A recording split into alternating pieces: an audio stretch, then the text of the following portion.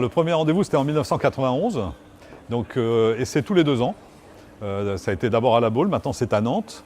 Et ce sont les 14e assises qui se réunissent aujourd'hui, avec des sujets nouveaux. Un speed meeting, qui est l'occasion pour des entreprises qui ont des projets nouveaux de venir les présenter en un temps record. Une innovation également sur la rencontre grand témoin autour des déchets de la mer, comment préserver la mer de nos déchets. Et enfin, la secrétaire d'État Brune Poirson, elle représentera donc Nicolas Hulot pour, de façon tout à fait officielle, montrer son soutien à ce rassemblement.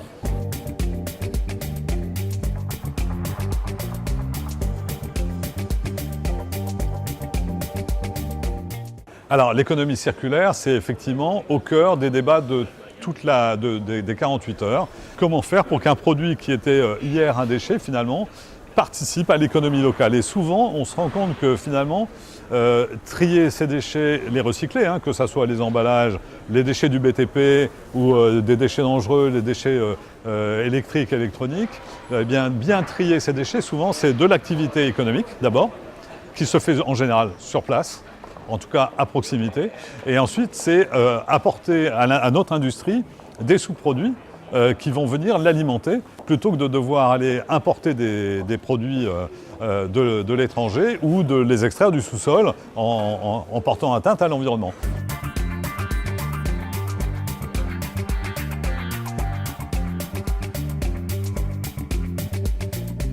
Je me souviens, il y a 25 ans, combien de voitures, en s'arrêtant au feu rouge, vidaient le cendrier de la voiture, le foutaient par terre. C'est devenu rarissime. Et quand on le voit, il ne faut franchement pas l'accepter. C'est pas normal. Maintenant, on a nos contradictions, nos propres contradictions. Qui n'a pas à un moment donné oublié un déchet quand il est allé à la plage?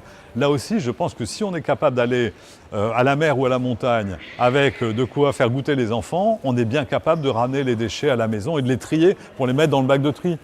Ça, c'est vrai pour des déchets assez banals que sont les emballages qui sont tout à fait recyclables, mais c'est vrai aussi pour les autres déchets. Le mégot de cigarette est un exemple, mais il y a tous les autres déchets de notre vie quotidienne. Ça n'est plus acceptable de voir effectivement des gens qui vont faire la vidange de leur voiture et laisser l'huile partir au fil de l'eau. Ça n'est plus acceptable effectivement de voir qu'effectivement on abandonne des déchets dans la nature.